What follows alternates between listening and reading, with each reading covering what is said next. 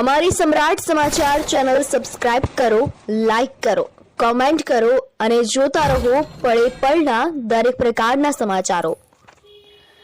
તળાજા તાલુકાના વેડાવદર ગામ નજીક કૂવામાં પડી ગયેલ ગાયનું રેસ્ક્યુ કરી બહાર કાઢવામાં આવી।